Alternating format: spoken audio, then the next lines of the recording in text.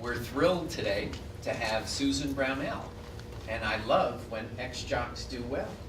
Are you one? I'm an ex-jock, but in fact, you know, if it's not going to show up, but I can say that my crutches and my cast are a result of the sports injury, but it wouldn't be true. And since we're talking China, we want to only talk about truth, but it is wonderful that an ex-jock can now exceed to being, I think it's fair to say, the leading sports expert on China in the United States. The competition isn't great. It's a limited competition, but it's terrific. And one of the great things, if you look at Susan's bio, is not only is she an expert on the field, but she participated. This is quite extraordinary. I have not known a foreigner who actually participated in the China Games. And that was in the heptathlon? Yep, track and field. So track and field, that is, with this great bio, that is truly one of the most impressive things I have ever seen.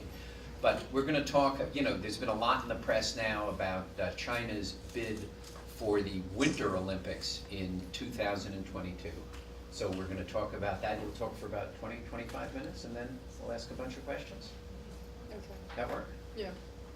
I thought it was a little longer, but 30 minutes? I'll cut it back. We'll you know, we've got a great audience, a lot of questions. So let me turn it and welcome Susan. Thank you for coming. And I should thank 60 Minutes for flying you here. So. Yeah, thank you.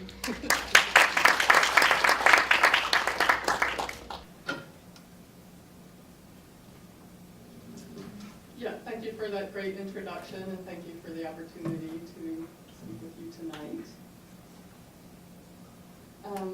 So last October, Oslo, Norway withdrew its bid for the 2022 Winter Olympic Games, leaving only Almaty in Kazakhstan and a joint bid from China from Beijing and Zhangjiakou. The host city will be decided at the general meeting of the International Olympic Committee, which is abbreviated IOC, so when I henceforth use the phrase IOC, you'll know that I'm referring to the International Olympic Committee, which is a non-governmental organization headquartered in Lausanne, Switzerland. Anyway, so they, in this coming summer, will decide the host city for 2022. In the West, media and commentators hailed this as a crisis for the Olympic Games because, as one New York Times article put it, the IOC is guaranteed a dictatorship. For the first time in the history of the modern Olympics, there is no Western contender. And in fact, the only remaining bid countries, Kazakhstan and China, are, of course, rising Asian powers.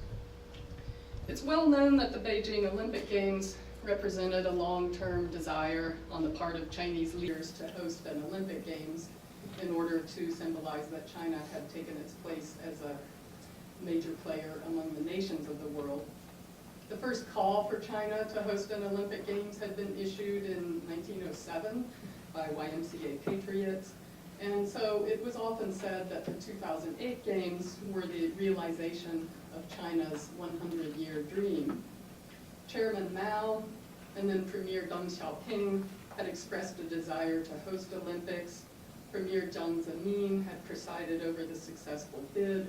President Hu Jintao had presided over the hosting of the 2008 Games, and now the current president, Xi Jinping, who, by the way, was the head of the leadership small group that was the pinnacle of the chain of command over the Beijing Olympics, now he is presiding over a bid to host the Winter Games. The attitude towards the Winter Games, however, I think is different. China already had its coming out party. The public actually was weary of mega events after the Beijing Olympics, and also you have to remember that only 2 years later, the Shanghai World Expo was hosted in rapid succession. There were popular jokes about Ao Yun, a pun on the word for Olympic, which, if you switch one character, becomes Olympic dizziness, or Bi Yun, Olympics prevention, a pun on the phrase for pregnancy prevention. Shanghai government officials had been sort of watching Beijing and wondering when the time would be right for Shanghai to host a summer games, and they had concluded that the time was not yet right. So the Beijing Zhangjiakou bid was a slightly reluctant one. Chinese officials felt the IOC would not give the games back to Asia right after Korea, because Pyeongchang, Korea, will be hosting the Winter Games, the previous Winter Games in 2018. So they had to be encouraged to bid by Olympic insiders. They were told that the days are over when the IOC can rotate the games around the continents. And what was typical was that after a risky excursion into the Far East, the games would rotate back to the safe West for quite a few installments before they would go out again. Although IOC votes are very unpredictable, Beijing is currently considered the front runner. IOC members might decide to take the games to a country that's never had them before. This is certainly a strong sentiment on the IOC. For some years, Kazakhstan has been seen as an up-and-comer in the sports world. But Beijing has established itself as a safe bet. China knows how to organize mega events, and the IOC can be sure that the venues will be ready on time. Some Western pundits wonder whether the IOC will be concerned about taking another beating in the Western media over the issue of Chinese human rights. Of course, Kazakhstan has its own problems, so it's a choice between a rock and a hard place. But particularly in Central Europe and Scandinavia, commentators felt that the IOC's reputation had been damaged by the political debates during the Beijing and Sochi Olympics. Major NGOs had accused them of collaborating with dictators and facilitating human rights violations, and some people were arguing that in fact this was partly what had led to the negative public opinion towards European bids in this cycle for the Winter Games. Actually, though, the majority of IOC members probably pay little attention to Human Rights Watch and Amnesty International and Reporters Without Borders. Many of the members come from developing countries for whom China is a positive model. The IOC membership has its own institutional culture and its own worldview. From the IOC's perspective, the Beijing Games were a huge success that propelled the Olympic Games to a higher level of political significance, global media attention, and also profitability, which is something I will discuss further below. So I think from the IOC perspective, China or Kazakhstan, either one would be likely to host a rather successful Winter Games. So what then is the source of the doomsaying that we've been hearing in Western media? I'd like to just back up for a moment and look at Olympic history in the broad scale of things for a moment.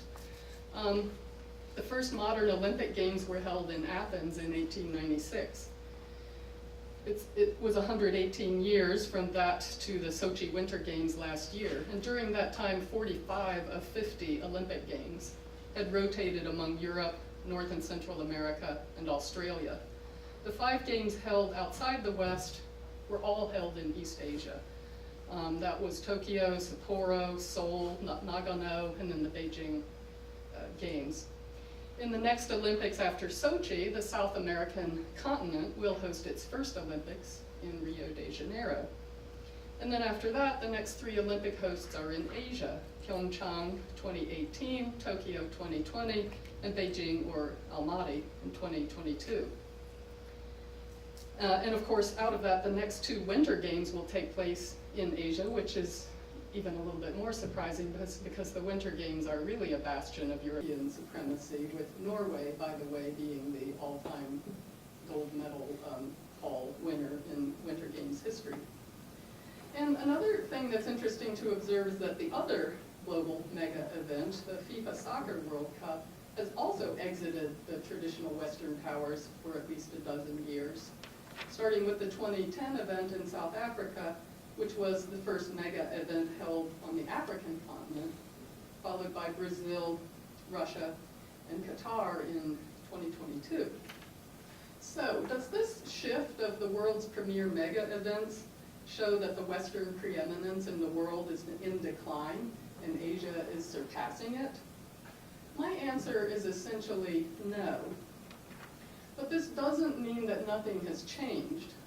So today I would like to make 2 points.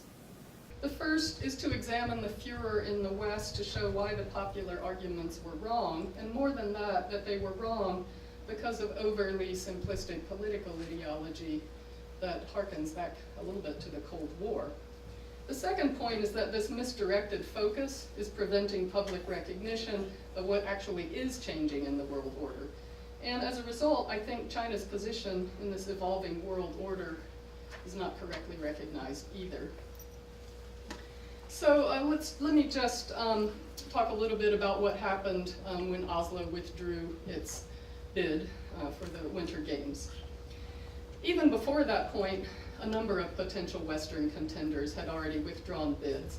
And the reason was negative referenda or negative public opinion polls. Switzerland, Poland, and Germany, and Sweden had all originally thought to put forward bids that have then been scuttled. The main reason for the negative public opinion appeared to be fear of the tremendous cost. The Western media blamed the Sochi Winter Games for scaring off bidders with their much-cited $51 billion US price tag. This followed the Beijing Summer Games record-setting $43 billion cost. But let me pause for a moment and say something about Olympic costs. The budgets for Olympic Games include several categories. One category is those expenditures directly related to the games. There's the operations budget, and then there's the sport venues for the games. The Beijing Olympics did not cost much more than other games with respect to the operational budget. It cost about $2.8 billion, which was slightly over the 2004 Athens Olympic Games. It made a $167 million profit. The profit was used to endow a foundation, the Beijing Olympic Development Association, and this association now runs youth and popular fitness and sports programs in Beijing. Actually, every Olympics since the 1984 Los Angeles Olympics has generated a profit. That was the first Olympic Games to even assume that you could generate a profit off of Olympic Games. Okay, that profit, though, is the organizing committee budget. The really huge expenditures come from the urban planning and major construction projects that the country and the city take on in the name of development. These are not required by the IOC, but in the last 2 decades it's become common for cities to use the games to push forward projects that might ordinarily take many years longer.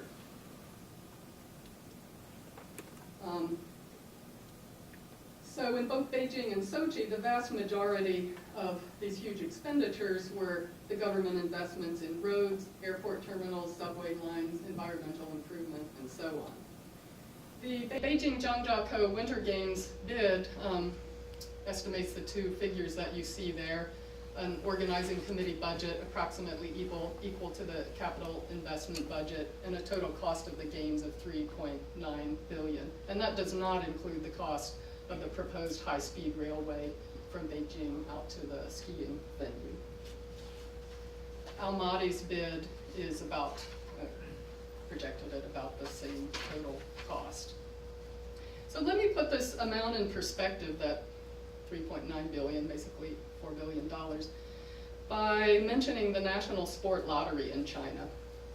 Although China is frequently stereotyped for its so-called state-supported sports system, it is actually like many European countries in that there's a national numbers lottery that provides proceeds to the sports system.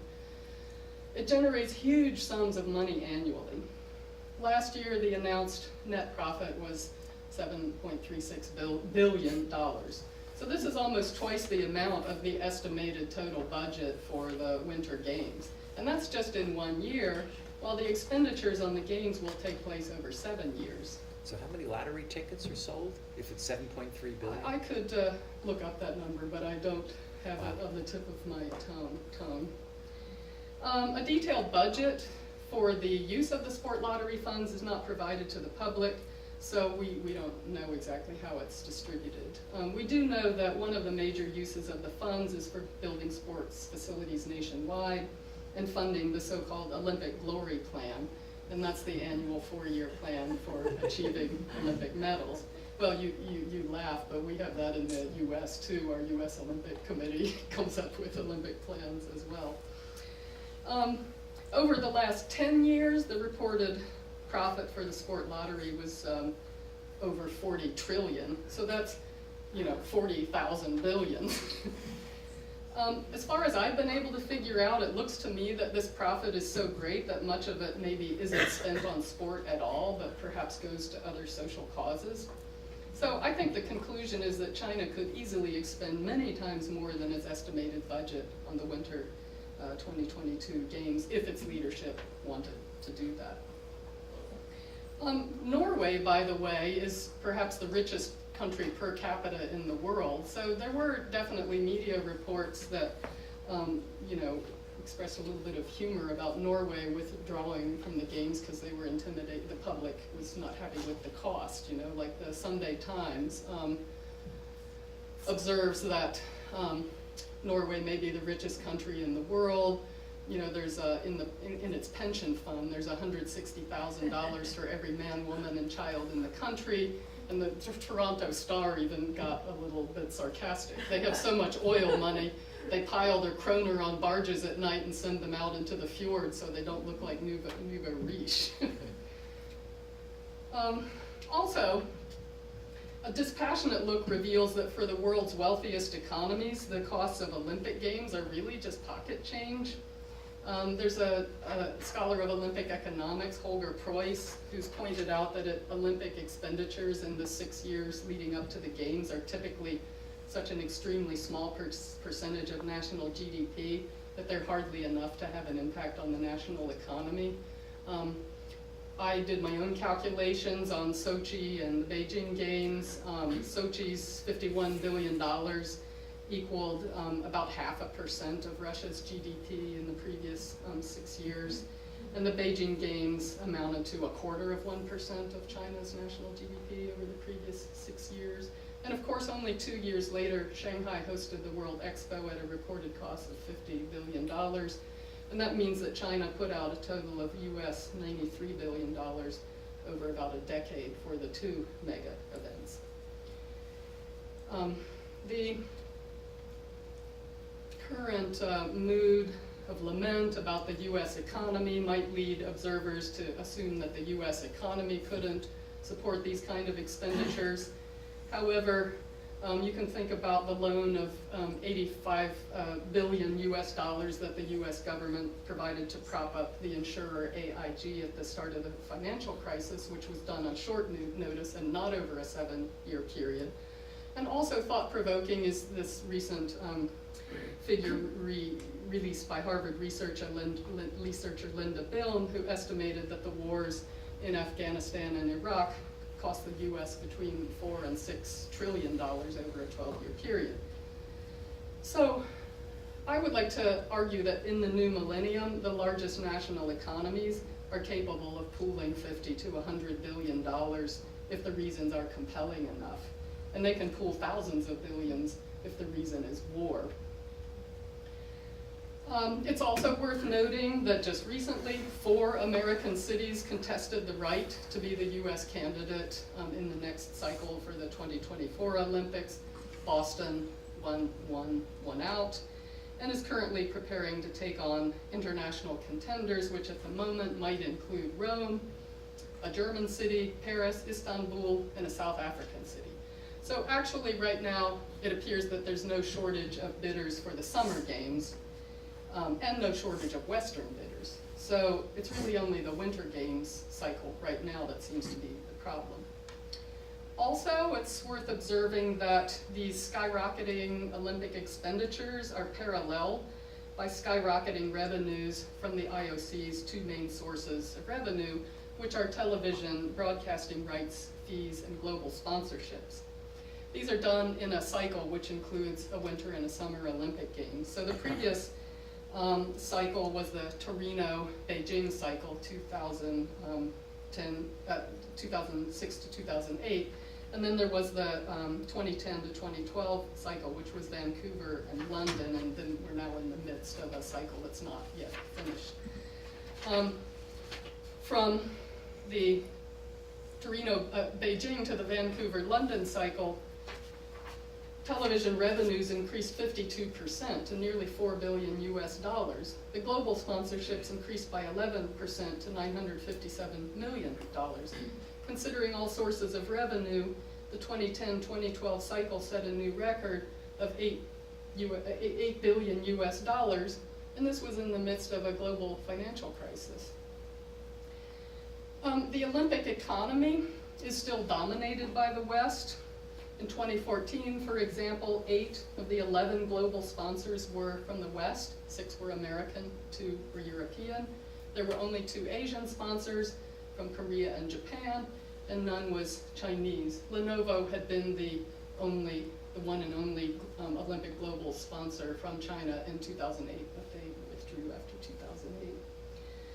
The U.S. television network NBC, sorry CBS for mentioning a competitor, paid $2 billion for the rights to the 2010-2012 Olympic cycle, which was more than half of the total revenues of, as I said, nearly $4 billion.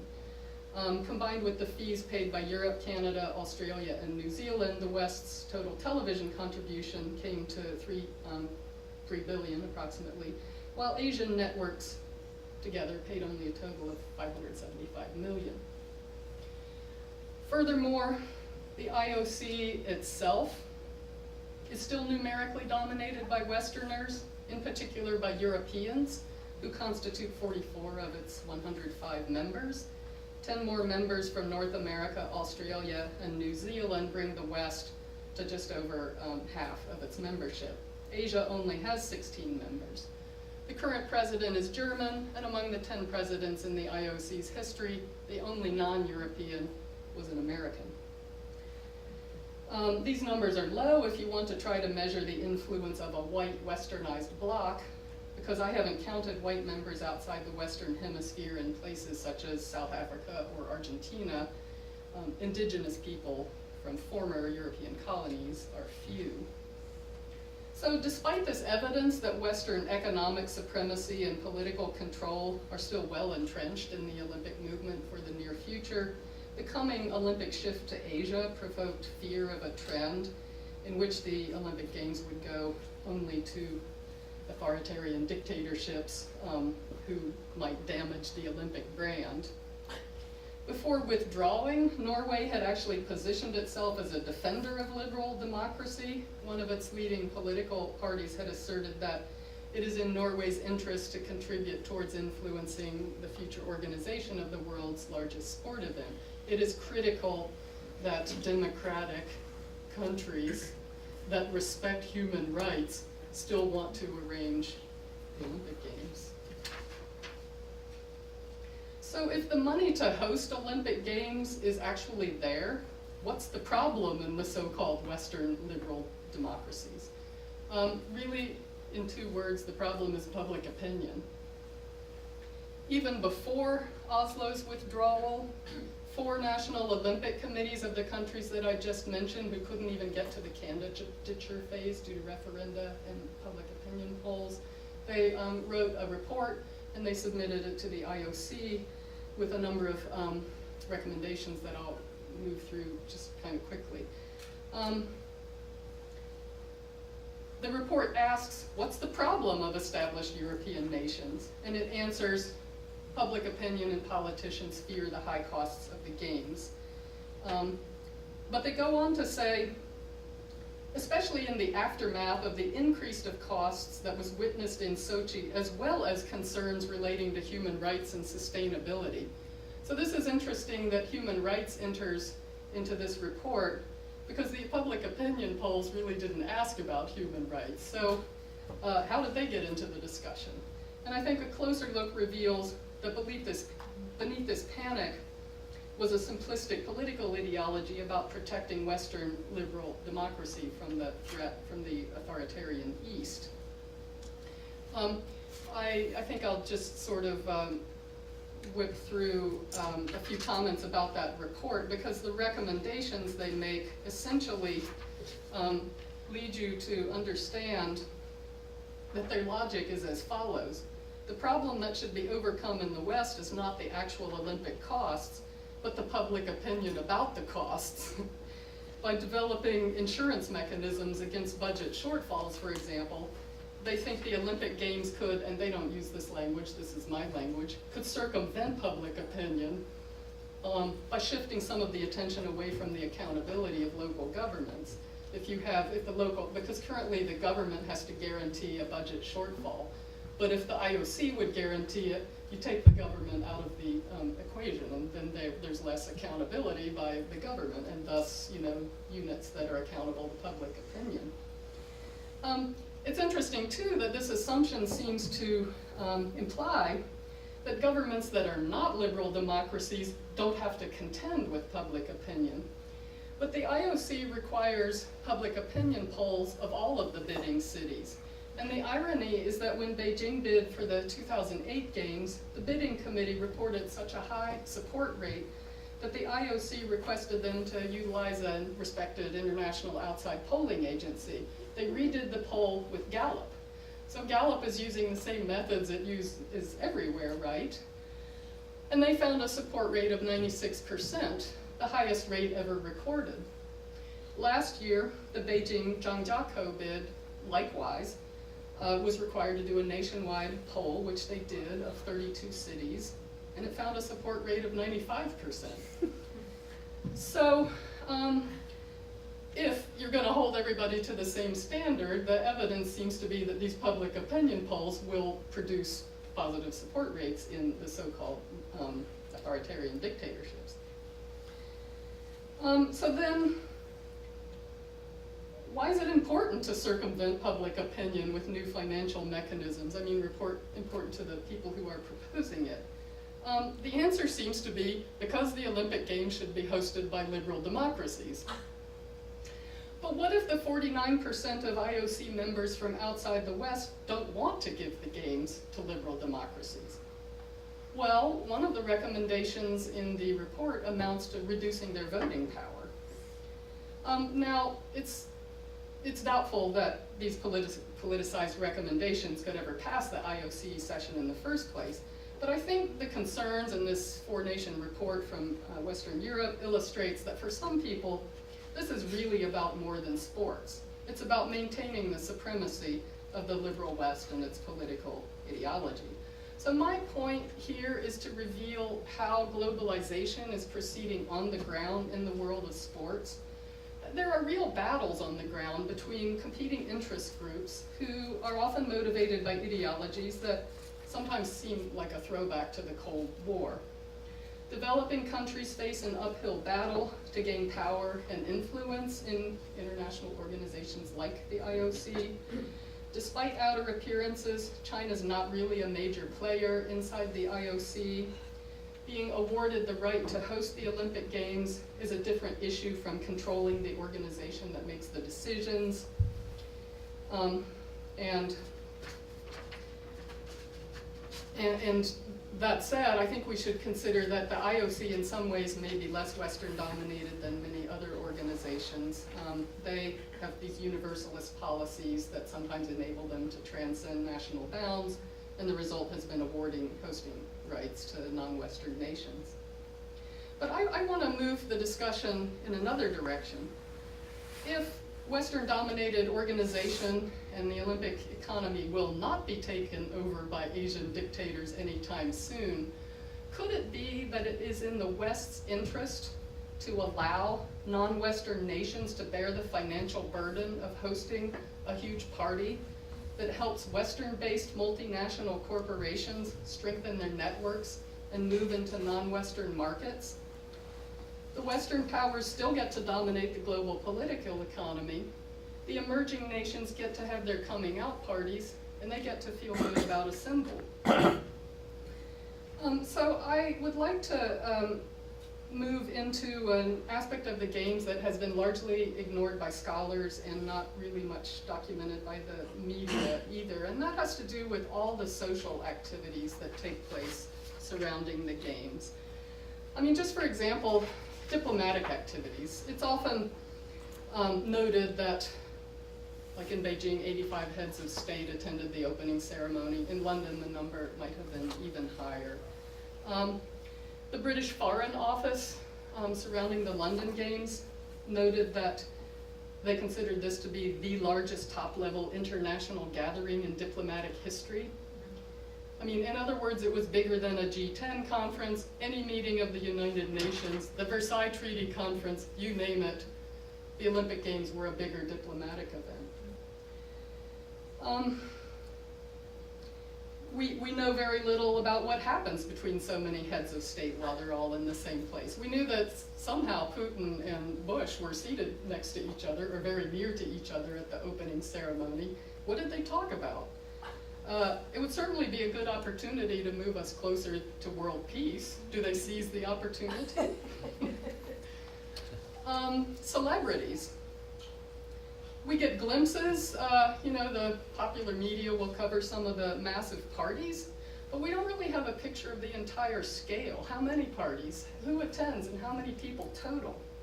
One of the highlights of the Beijing Olympic social scene was a party of 1,000 guests hosted by the owners of Soho China Real Estate Development Company at their luxury hotel. And there's a list of some of the major people who attended, like Rupert Murdoch. The month-long party program surrounding the London Olympics was expected to inject 100 million pounds into the hospitality industry.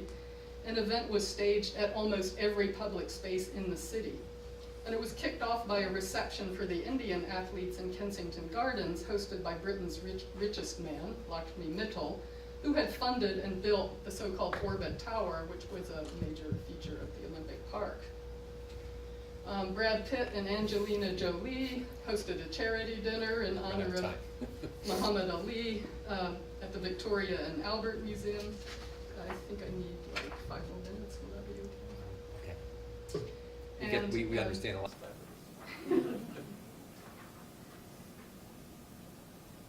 But what I really want to bring to your attention is something that's called Olympic hospitality programs, or corporate hospitality programs. And these that really don't get as much publicity because it's not the celebrities and the political leaders that are attending them, but that's probably the largest number of guests at any Olympic Games. I couldn't find anyone, for example, that had tracked the number of corporate leaders present at the Beijing or London Games. But if you scour the internet, you realize that many, if not most, of the heads of the world's major multinational corporations attend the Olympic Games. And here's a list of some of the people, for example, who were at the Beijing Games. I mean, Bill Gates, chiefs of these major world companies, Rupert Murdoch, Li Ka-shing, the richest man in Asia, and the list really goes on and on. And corporations and the elite offer hospitality to various classes of people, employees, suppliers, distributors, potential partners, and so on. So they utilize the Olympic Games to strengthen the alliances that make up their networks. And here you can see total numbers of guests hosted by some major corporations, Coca-Cola, 9,500 guests total, and that's just what I found on the internet. This number I got from an interview, so I think this is maybe a little bit more accurate because Anheuser-Busch is headquartered in St. Louis, and I was able to talk to the person who organized their hospitality programs. Budweiser had the Bud Club, which they co-organized with the U.S. Olympic Committee, and they estimated that they had hosted some 15,000 guests during the 2 weeks of the games. In a newspaper report that I just caught my attention noted that BHP Billiton, the Australian mining firm, supposedly spent over $100 million entertaining, as you can see, 170 CEOs and more than 1,000 clients. If you do the math, it's hard to imagine this could be correct, because if they had a chartered jet and flew everybody in and also gave out very liberal cash bribery, bribes, the math still doesn't add up. However, BHP's hospitality program from Beijing has been under investigation by the Securities Exchange Commission since 2010 under the Foreign Corrupt Practices Act. Anyway, by doing sort of a lot of math, I have figured out that there had to be at least 100,000 guests hosted during the Beijing Games through these organized hospitality programs. it might have been 200,000 and it might have even been 300,000. We don't know. So, so for me, you know, this attention to Asia's rise in hosting the Olympics has diverted media and public attention away from what's going on in the global economy, which includes Western economies, because it's a global economy. So the Olympic Games help to, in a way, make visible global structures that are normally hard to see. They're kind of a tiny tip of an iceberg, and most of that iceberg is under the public's field of vision. The perks provided to the IOC members, who, by the way, are all unpaid volunteers with day jobs back in their home countries, are trivial compared to the hospitality programs that corporations, politicians, and celebrities organize. So it's not, I think, the periodic festival of the Olympic Games that really should rivet our attention. It's not the erroneous perception that Asia is taking over the Olympic Games and perhaps the world. Asia and China are just joining a system that I think the West still dominates largely. So what we should really be scrutinizing is something that's harder to grasp, and that's business as usual in the global economy. Because I think what's happening is that China is just joining what the West was already doing. And as I said, I don't think the West supremacy is going away, at least not examined from the angle of the Olympic Games. Thank you.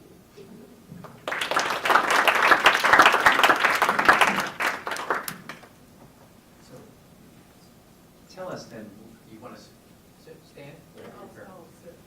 The, what is driving, or who is driving? We know who's not driving. Who is driving the Chinese bid? What are the constituencies in China that really want this to happen? And why, given that the coming out party happened in 2008, are they pushing this?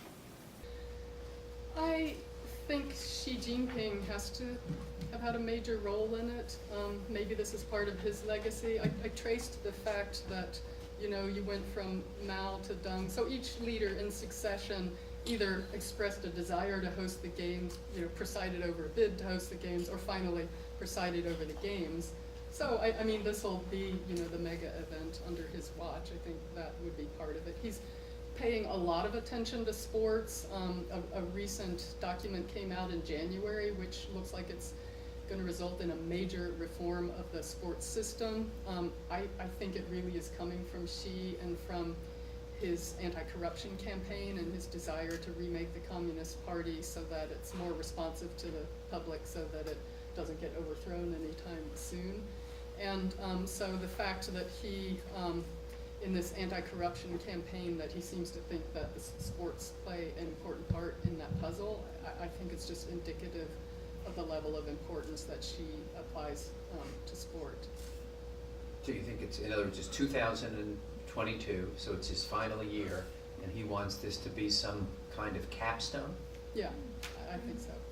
Although I don't think it's anything, you know, it's not a capstone that's anything like on the level of what the Beijing Games were. But and there will be perhaps other major events as well. But I think that's part of the calculation.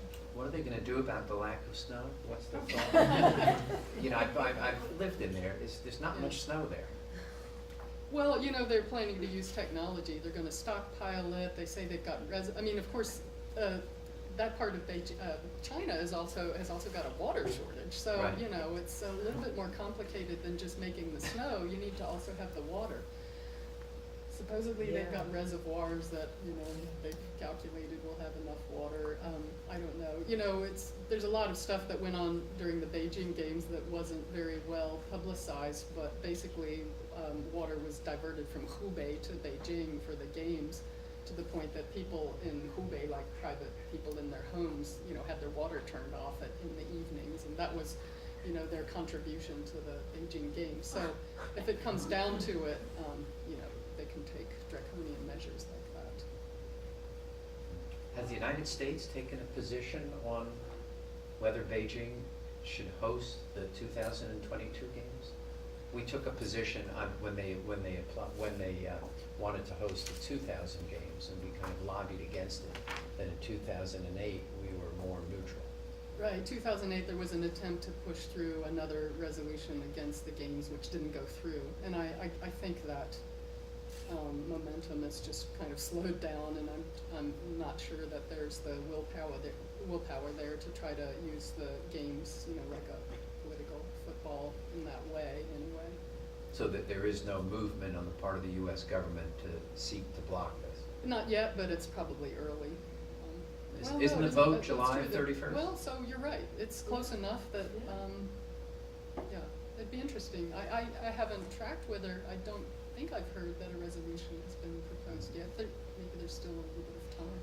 Didn't the 2008 lead to some opening, more freedom for journalists, more kind of open Chinese society for that period? Right, And shouldn't we kind of think that 2022 it would also have us, even though it turned out to be temporary, it was temporarily positive? Or you think that's an unfair statement? Well, there was a new law supposedly protecting the right of foreign journalists a little bit better to go out and do their work. That was passed leading up to the Beijing games, and then it was implemented permanently after the games. But what's your question about 2022 then? So should we be actually telling the U.S. government to not only not oppose, but to support having China awarded the 2022 Winter Games? You know, I'm a little bit struck sometimes that I felt that there were actually missed opportunities in 2008. I was involved in 2008, for example, in trying to pressure the Chinese to establish Olympic protest zones where it would be possible for people to actually protest. And finally, that effort was successful in that zones were designated. Unfortunately, everybody that applied to protest disappeared and, you know, put under house arrest, and, you know, no protest took place. I even talked to the U.S. Embassy at that point, because I thought the U.S. designed Olympic protest zones. They could have brought somebody in from Salt Lake City 2002 where they had, you know, a whole procedure in place. And, you know, like said to the Chinese, here's our expertise in Olympic protest zones. And I thought, you know, that could have been, who knows, like get your foot in the door and give them a way to allow protest but manage it. Maybe that halfway measure would have had some success with them. You know, as I said, I even spoke to people at the embassy, and I thought that was a missed opportunity. I do feel like if you know, embassy officials and politicians understood Olympic Games a little better, maybe they could apply pressure where it might be more likely to be effective. But unfortunately, games only come every 4 years, well, every 2 if you count Winter Games, and I'm not sure that there's a general understanding of the whole phenomenon and where the pressure points might be. Is there a torch relay in the Winter Games? Yeah, they always have torch relays. And is it the way the Summer Games are? It's a global relay? Well, it's not going to be global anymore. After the Beijing Games, the IOC basically said no more international torch relays. From now on, they'll only be domestic. So they did. So the relay would be from Shenzhen up to Beijing, and then Yeah. south. Well, you know, I'm afraid I actually didn't pay attention to what was proposed for that. But you know, I could imagine China hoping to include Hong Kong, Taiwan, and Macau. But just right. So, but China not having it go to Europe or the United States. Right, yeah, I think that will be off limits, particularly for China, because that was regarded as a miscalculation on the part of both the IOC and the Beijing Organizing Committee. They didn't quite see it coming and weren't prepared for the furor in 2008. Are they thinking about preparing? I don't think of China as a powerhouse in winter sports. How many gold medals did they win in the last Winter Olympics? I don't know. Yeah, they aren't, you know, one of the top 5, but they have certain sports in which they're quite strong. So, and curling is coming on. Curling. Hockey's not quite there yet. Ice skating. Figure skating, yeah. and short track speed skating, I think, has actually been their strongest Olympic sport for a while. So, are they beginning to put in place? The Olympic Glory Plan, yes. Right. So they're going to put in place a program where they will train people to win gold medals in 2022. Yeah. Well, I mean, they already do have national teams, and they just aren't particularly good in some sports. But I'm sure that effort will be ramped up I'm just guessing, I don't have inside knowledge, but I'm sure if they get the games, they'll ramp up the effort to win. And how, we talk about, how do they do that? How does it work in practice? They put money down to schools to find kids who have basic abilities and then over a 10-year period develop them? How does it work in kind of Yeah, they do. practice? They keep numbers, so they'll look at, and this will be like 6 years out, they'll estimate, well, in 6 years old, in 6 years, you need people that are maybe in their mid-20s or whatever, so we're looking for people who are in their late teens right now. They'll take stock of what they have, they'll count the numbers, they'll look at what sports they're in, they'll figure out, are we set to develop these athletes in 6 years' time or not? Or into this cohort that was. I mean, will they like go up to Harbin and find good ice skaters and try to create a good hockey team?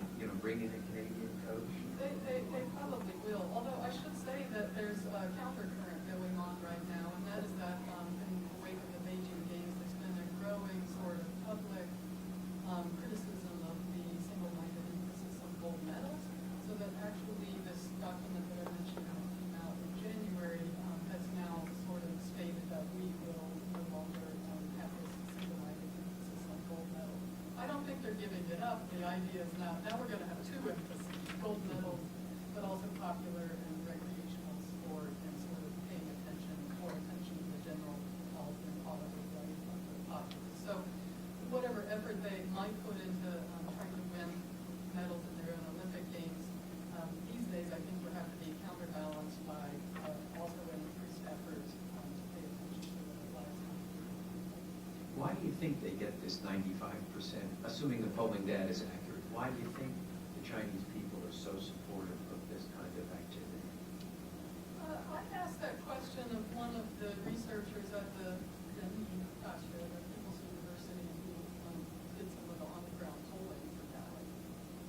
And I said, were those numbers real? And she said, yeah.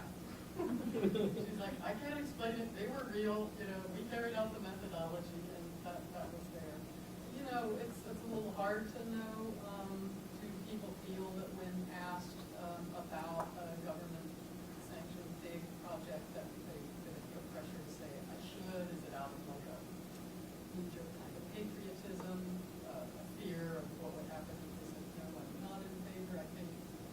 On the one hand, I think it's a little hard to predict. On the other hand, I think if you just grab the average Chinese person off the street, which is what they're doing, they're not grabbing people for their knowledge, probably they do have this vague, idea of pride in China's sports accomplishments, and sort of thinking, yeah, that's good, that's really good. Let me open the floor to questions from our distinguished audience. It's not a question, it's just a comment that Who are you? I'm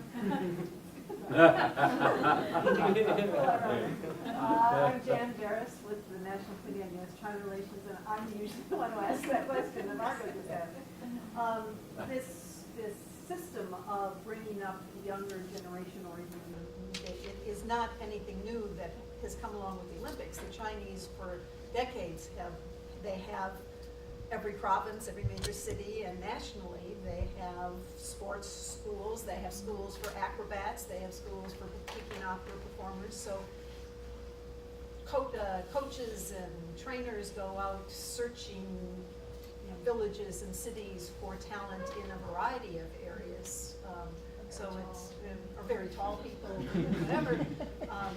So it isn't anything new. What is interesting, I think, is your comment about the fact that there is now some backlash to that, because these kids are taken away from their families and they spend the rest of their life in a system where they rarely see their families, and it's all just training and winning medals. But again, maybe China is not alone in that. Lots of countries do Yeah. that, especially. And by the way, that's the focus of the CBS 60 Minutes, segment that'll be shown in May and June. So sort of looking at this question of what life is available for these athletes after they retire, because they've so single-mindedly sort of pursued their training. Well, that's your first book, Training the Body. Training the Body for China. You should mention that. Yeah, that was published in 1995, so things have changed a lot since that time. That was really still largely the government-supported system. And now we have a system that's halfway between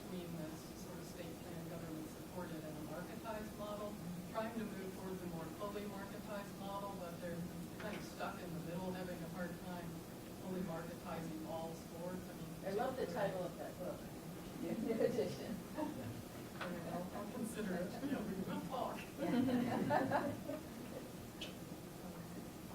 Yeah, so, but that's something you almost never hear when people want to talk about the sports system. You were just really, it was great that you also mentioned that they do this in the arts and dance as well. Yeah, right, so that it was a way of, it was a whole way of doing business after 1950. And then I think, like sports, the arts are being commercialized too, and there's an attempt to cut them loose and send them out on their own into the market economy. But you can even look at the U.S. and see how hard it is for the arts and also many sports to really sort of survive on their own out there in that competitive market economy.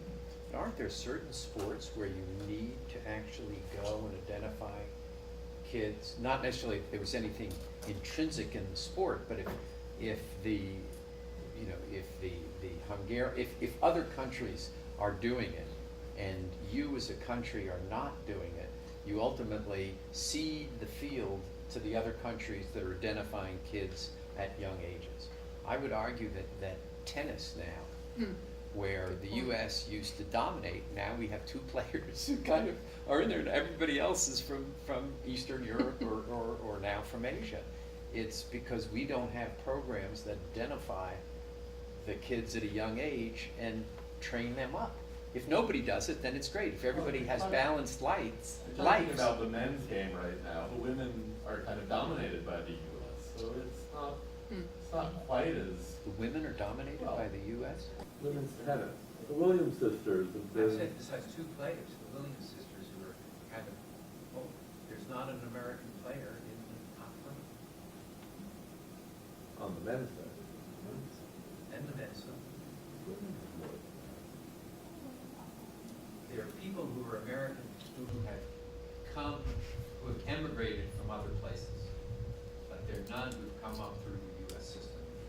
The men's side people. Part about, sport is global, right? So there's a global system, and no one country can sort of completely determine its own fate if it wants to be competitive in the system.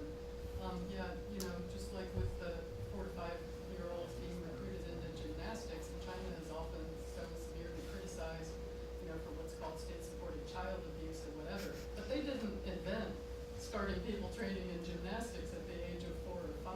That's the nature of global gymnastics. And you're right that tennis is going in this direction. A number of sports are going more and more in this direction. And if a country wants to be competitive, they have to keep assessing their own sports system. And quite frankly, it's amazing the U.S. is still winning at least the total medal count, because our sports system is now completely outdated.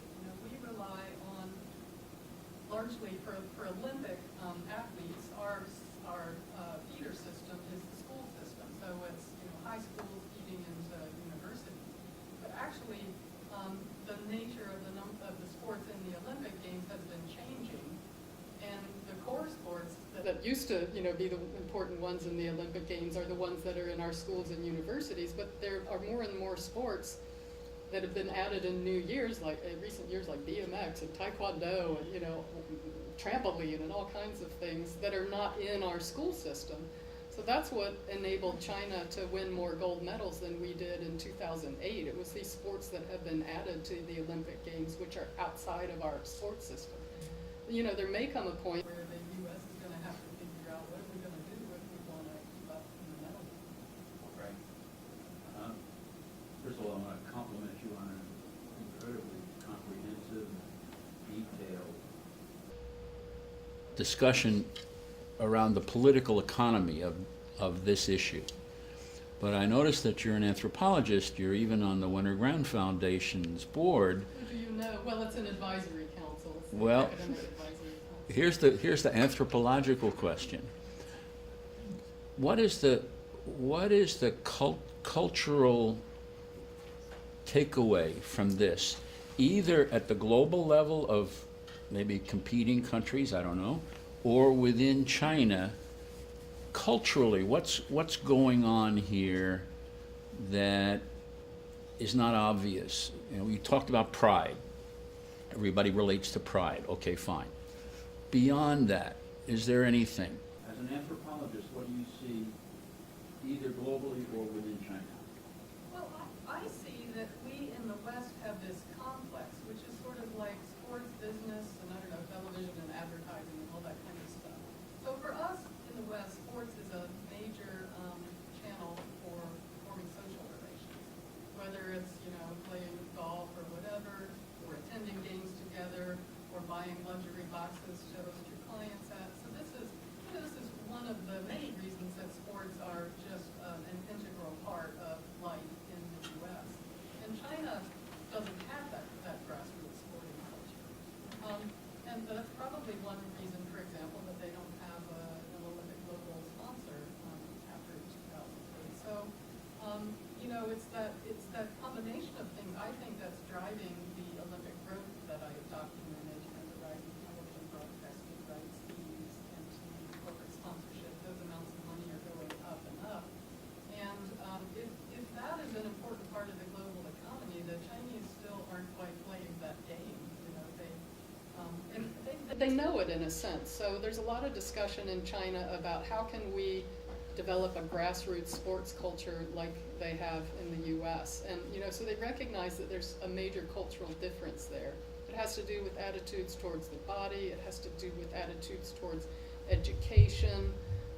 And, you know, there are many people who would like to be, for China to be more like the U.S., but the cultural difference on some of these points is so rigid that it's been sort of difficult to move So towards it's more that. important to study for the Gaokao than to go out on the fields and courts.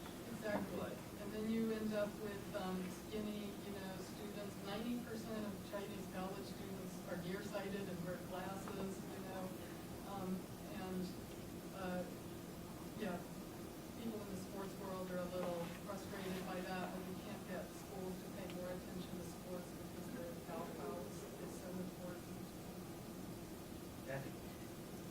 Are you seeing any Chinese athletes going abroad to train with coaches that are seen as the medal creators? We see that a lot. You know, it's not huge numbers, but there are increasing numbers of them.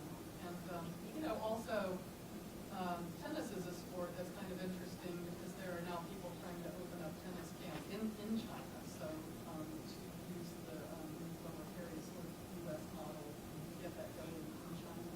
I think that's happening in a couple of other sports too, badminton, maybe. Hopefully not necessarily good. Can you put this in the context of the new regime? Final question is, you know, we're seeing all these, we're seeing economic reform, we're seeing tightening of control of NGOs, we're seeing all these new things.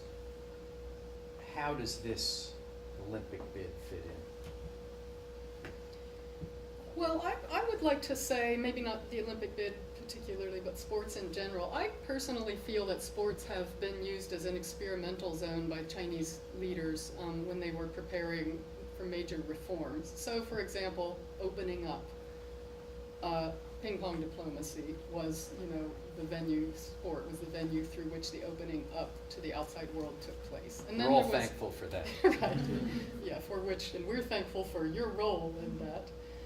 And then there's the economic reforms. Actually, sports was one of the first realms to break the big pot, as the saying was back then. It was kind of easy to move away from, you know, fixed wages in sport because the performance standards are so clear. You either did well or you didn't. So awarding bonuses in sports happened quite early, and it became a model for actually helping educate people and helping them to understand what a competitive market economy is like, and that it does mean that some people perform better and they get more money for doing that. So I think sports really helped lead the economic reforms in the early days, then it sort of got lagged behind. And I would like to think that there are going to be coming political, if not major reforms, at least a sort of evolution to a more attention to this thing that we call human rights. You know, the right of citizens to make certain claims on their government. And I would like to think that the reforms and changes that and the really heated public debates that are taking place in the sports world right now are a harbinger of that. And I would also mention that there was a big crackdown on corruption in the sports world before the big crackdown on corruption started with Guoxilai and so forth. There was a soccer scandal that erupted in 2009 that was amazing at the time because it finally went up to a vice minister who was arrested and actually convicted. And I don't think, it's pretty rare, and I'm not even sure a vice minister had ever been, convicted of embezzlement and corruption to that point. So I feel that actually sports has been like an experimental zone for political reform. I'm a little more optimistic about Xi's intentions maybe than most people are. I mean, I'm not saying I have a crystal ball, but I think, I think it depends on whether you want to look at the positive or the negative. Thank you so much for joining us and giving so generously of your time. Thank you all for coming.